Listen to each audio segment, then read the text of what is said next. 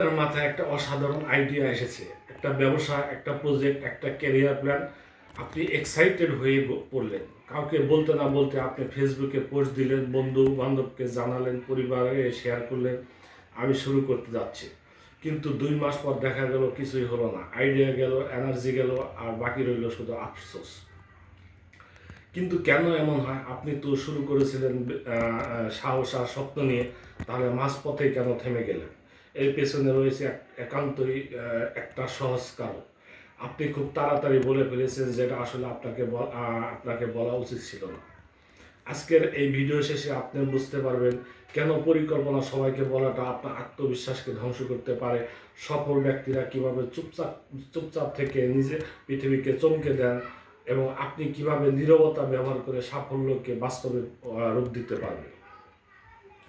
New York ইউনিভার্সিটির গবেষণায় দেখা গেছে যারা লক্ষ্যের কথা দ্রুত প্রকাশ করে তাদের সেই লক্ষ্য পৌঁছানোর সম্ভাবনা 30 থেকে 40% কমিয়ে দেয়।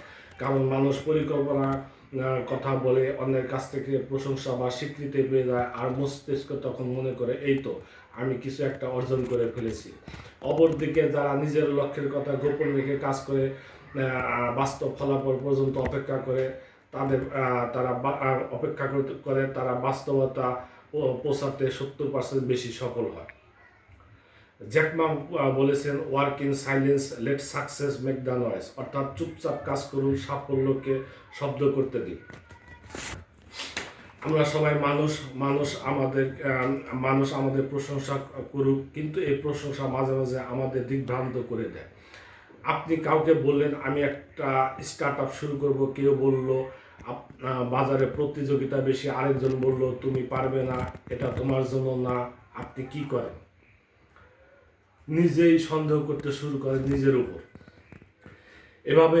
এভাবে নেতিবাচক মতামত, সন্দেহ আর অকারণ পরামর্শ আপনার সেই মূল্যবান পরিকল্পনাকে ধীরে ধীরে মেরে ফেলে। এই পুরো সময়টায় আপনি হয়তো বুঝতেই পারেন না যে যারা আপনাকে দিশা দিচ্ছে তারা নিজেরাই দিশাহীন। একটা রিয়েল লাইফ এক্সাম্পল দিই। জ্যাক মা যখন আলিবাবা শুরু করেন, চীনের কেউ বিশ্বাসই করতো না যে ই কমার্স সফল হবে।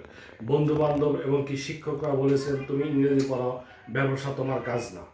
কিন্তু তিনি কাউকে বোঝানোর চেষ্টা করেননি। তিনি শুধু কাজ করে গেছেন, দিনের পর দিন ছোট দলে চুপচাপ নিজের স্বপ্নকে বাঁচিয়ে রেখেছেন। তারপর আস্তে আস্তে একদিন নিজে দাঁড় করালেন আলিবাবা কোম্পানি। সেই আলিবাবা কোম্পানি আজ শুধু চীনের না, বিশ্বের বৃহত্তম কোম্পানি। জ্যাক মা বলেছিলেন, যারা তোমাকে বুঝবে না তাদের বোঝানোই ভুল, কাজ করো, ফলাফল দেখাও। ভাইয়া আপু, একটা কথা মনে রাখবেন, আপনার স্বপ্ন শুধু আপনার। এই পৃথিবীতে কোটি কোটি মানুষ আছে, কিন্তু আপনার স্বপ্ন দেখার ক্ষমতা আপনারই সবচেয়ে বড় শক্তি। এই শক্তিকে আপনি নিজেই দুর্বল করে ফেলবেন যদি সেটা সবাইকে বলে ফেলেন কোনো কিছু অর্জন করার পূর্বে। চুপচাপ থাকুন, গভীরভাবে কাজ করুন, এবং সাফল্য যখন আসবে তখন সে নিজে আপনার হয়ে কথা বলবে। কাজে আজ থেকে প্রতিজ্ঞা করুন, আর নয় অকারণে শেয়ারিং। এখন থেকে শুধু কাজ, এখন থেকে শুধু ধৈর্য, এখন থেকে শুধু দৃঢ়তা। আপনার পরিকল্পনা আপনার কাছে রাখুন। আপনার কীর্তি হোক মানুষের মুখে মুখে, আপনার কাজ হোক আপনার ভাষা, আপনার সাফল্য হোক আপনার আসল পরিচয়। ধন্যবাদ।